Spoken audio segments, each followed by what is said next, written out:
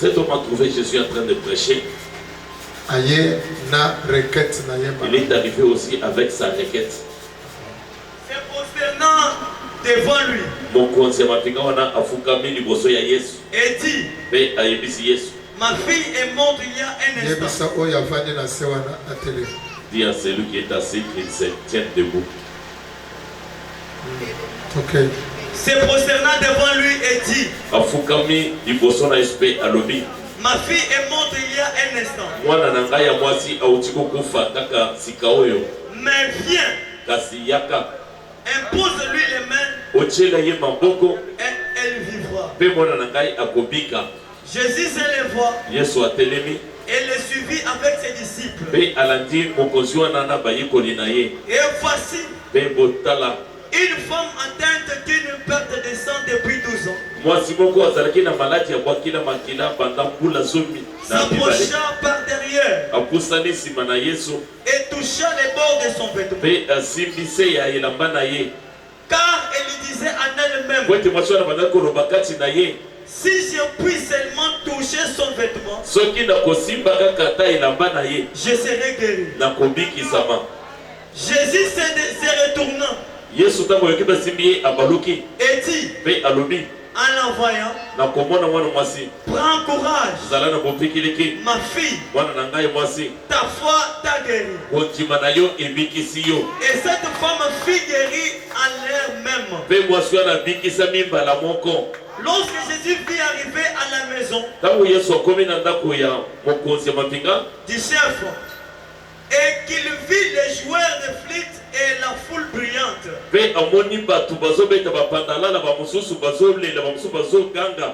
il leur dit, retirez-vous,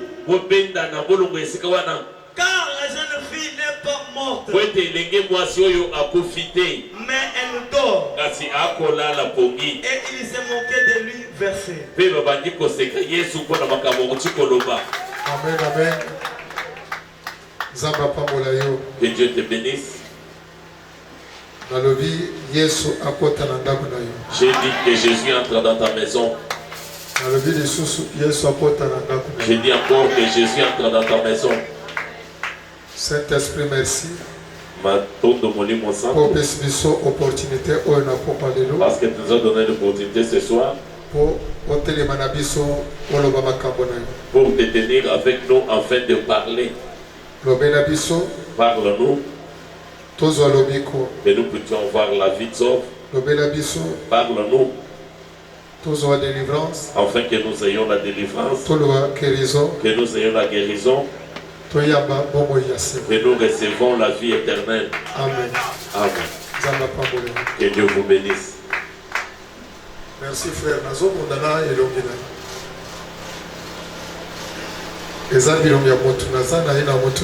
C'est le visage d'une personne que je connais bien. Voilà.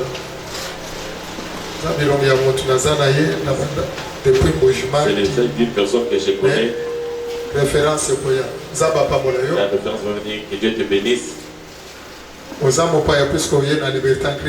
Dieu visitait parce que tu es venu à la liberté. Par invitation, je pense. Comme tous Guillaume. Se présenter parfois comme vous. Tiens-toi un peu debout, tu te présentes. Des fois, les noms peuvent revenir encore en tête. Voilà. Vous mettez ma beaucoup pour la moussade à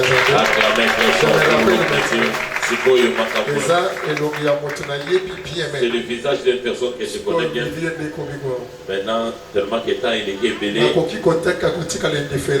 Ah, je peux pas rester indifférent. Sans que je te fasse voir ma reconnaissance. Je ne peux pas faire semblant. La séparation.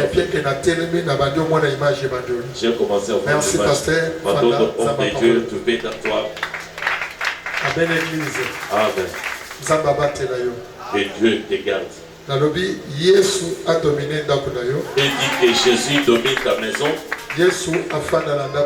Que Jésus s'asseye dans ta maison. Bien-aimé, Baligami. la Bible nous parle bien, il dit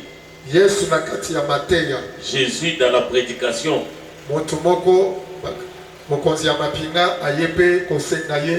Un centenier est venu lui demander pour qu'il aille dans son parce que l'enfant venait de mourir. Il est allé chercher l'intervention auprès de Dieu. Mais une fois que Jésus a dit, quand Jésus a écouté la demande de chef là,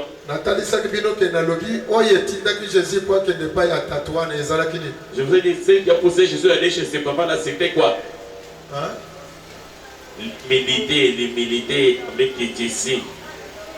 Puisque la Bible bien versé à la Bible dit dans le premier verset, quand il est devant Jésus, il n'a pas montré ses grades, il s'est agenouillé. L'attitude que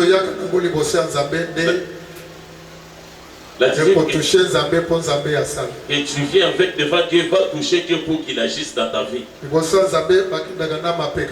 Devant Dieu, on ne va pas avec l'orgueil.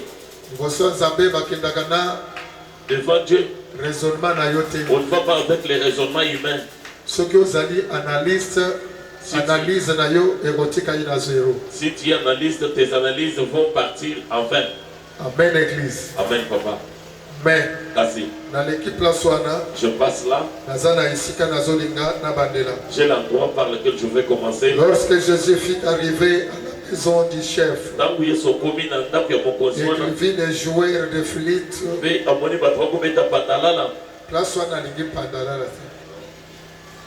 Musique est-ce que pandala les a? Flûte ezali pandala la te. Fanfare de pandala. Non, banze kobeta musique.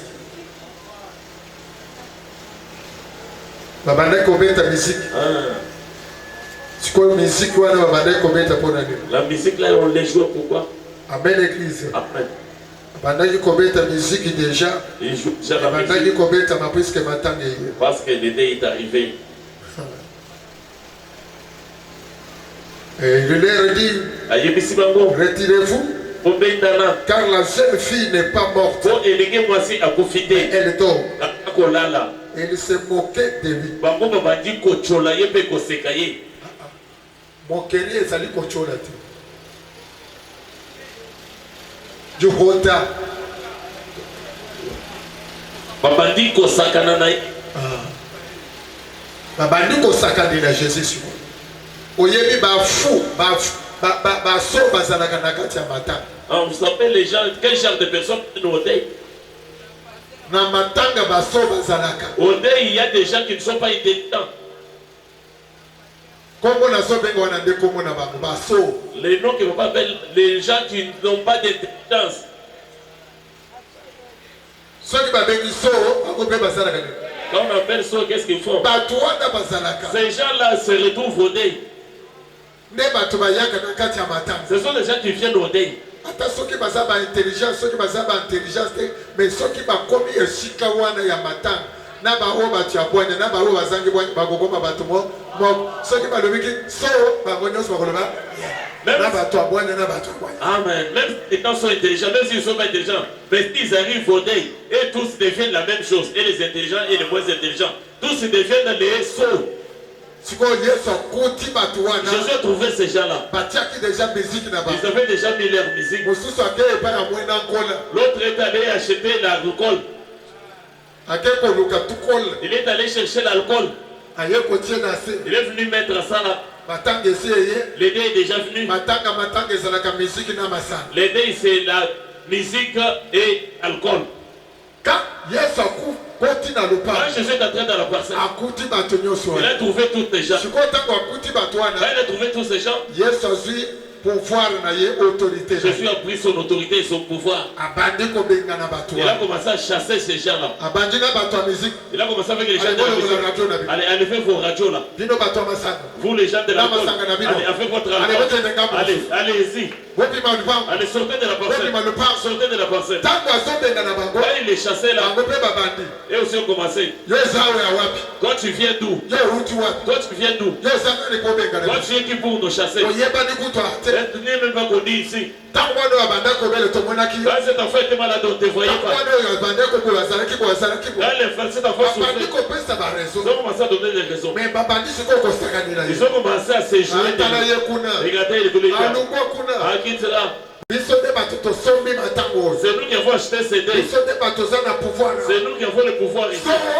Yes. Et tous crient. Regardez cet homme-là. Il veut nous faire voir quoi? Ces gens-là ont commencé à se moquer de Jésus. Laisse que je te dise. Même toi aussi. Quand tu pries, il y a ceux-là qui se jouent de ça. Ceux-là qui disent depuis qu'il a prié, depuis qu'il est allé à l'église, la situation est toujours la même. Les choses ne changent pas. On voit toujours la même situation. Laisse qu'il se joue. Le temps est déjà là. Si ton Messie est compris, c'est que lui qui fait ta paix, il est déjà arrivé. Une fois il est déjà arrivé. Il veut chasser ceux-là qui se moquent de toi. Ce soir, ceux-là qui se moquent de toi. Et Jésus va les chasser dans ta vie. Il va les chasser dans ta vie. Il y a d'autres personnes. Lui, il sort pour sa honte.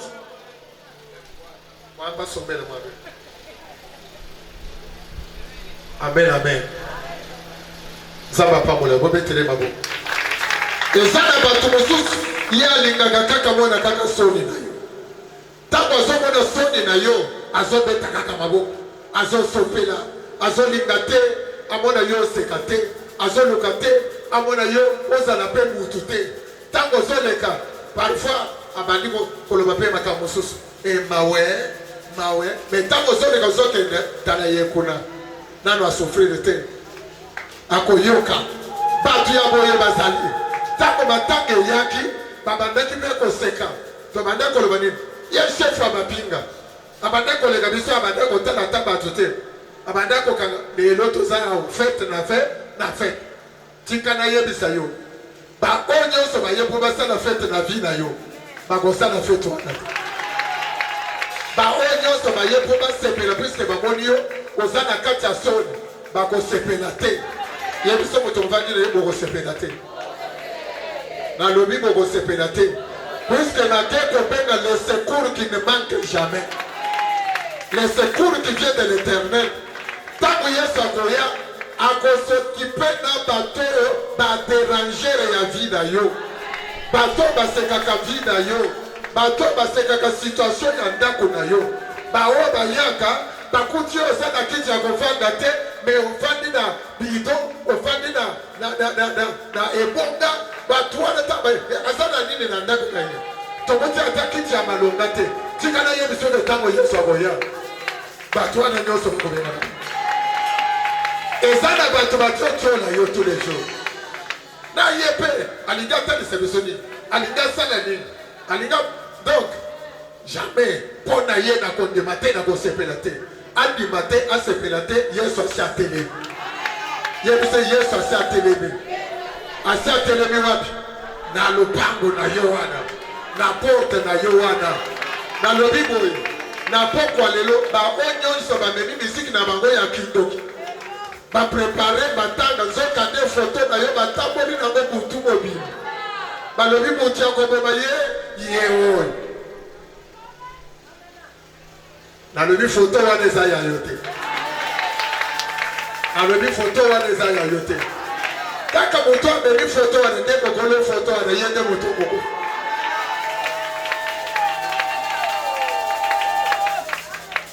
Bayena likele barabogo tina lupango na yo. Na ndako na yo bayeba fandi. Balobi na minito mbongo ekota, il faut matanga ekota pa dépenser mbongo. Mbongo ekota, il faut mwana bele po bongo wane kenda na nini na malade. Yesu akosepela te, Yesu akolinga te, bakosana iloko te. Yesu abandi kobenga na bango, bakokende te bakosana nini.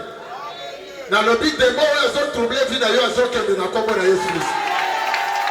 Ndoki oyo azoya kolonga na vi na yo azokende na kombo na Yesu Kristo.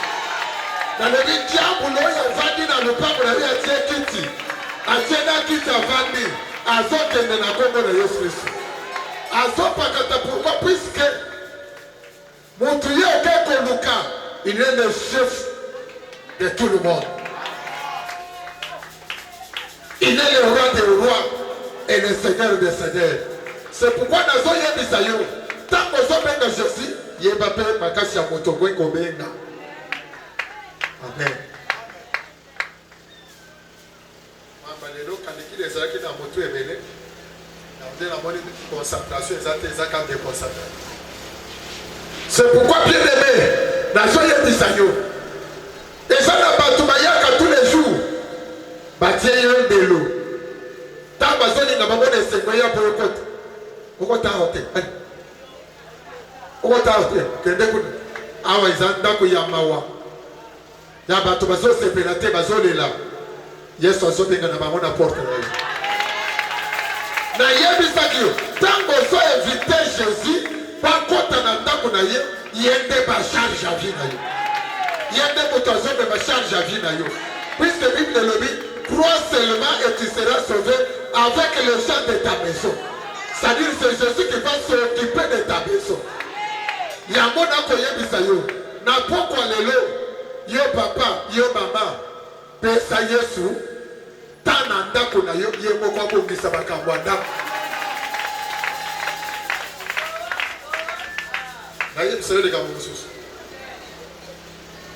Tango zofu olamoki na tongo olingo sambela tango zo pesa nzambe merci pour la moisissure précieux souffle de vie tout ça yebisa yeke papa koti sanga na pensée du jour akoti jowan elingi kolobani moto ayoki ngabie elingi kolobani mwabu koti sanga na pensée du jour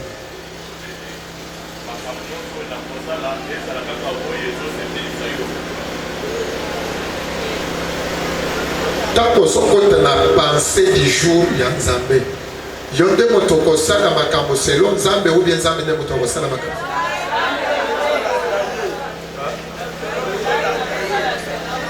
Mais ndenge ni lozo ebisa batu bien makambo nyonso kosa. C'est-à-dire na yo pe oyoki ngabie.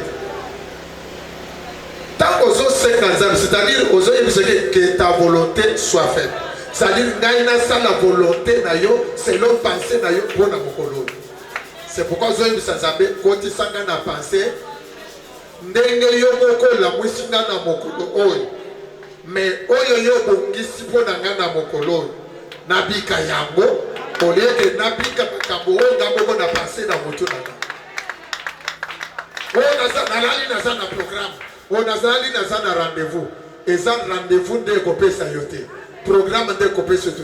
Mais ce que c'est qui pensait du jour ya Nzambe. On commence à obimiter Zamba Pessionato. Zamba pas mouler. Zamba pas mouler.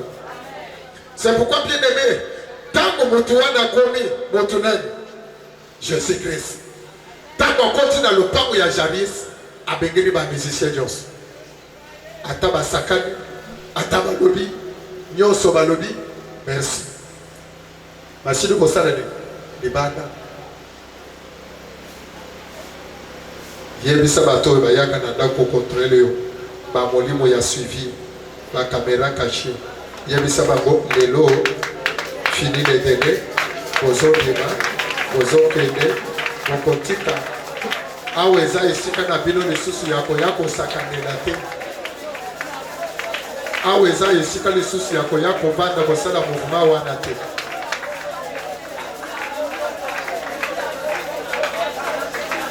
Orote Yesu akoti siko na deuxième groupe ezalaki wapi? Pesa ka réponse bazalaki wapi? Ba o bazana ndako. Ba ngonde ba mwanjade ba o ba pesi kiti basali de ba fa. Ye monike ayepo alela menzo kande azo yape abanda sikoyo ko filmer makambo nyonso azo salani azo. Yesu akoti na ndako alobi bino pe bosala ni bobima na lobi kobanda na veranda na yo nyonso batie na veranda ebimeke kobanda salon na yo bawo bakoti na salon babima basala ni batende bayaki na cercueil na bango bazonga na cercueil na bango na kombo na Yesu Kristo na lobi bayaki na liwa na bango basala ni na oyo ayebisi bango ke tokokisi makambo na bango ale bapaka basala ni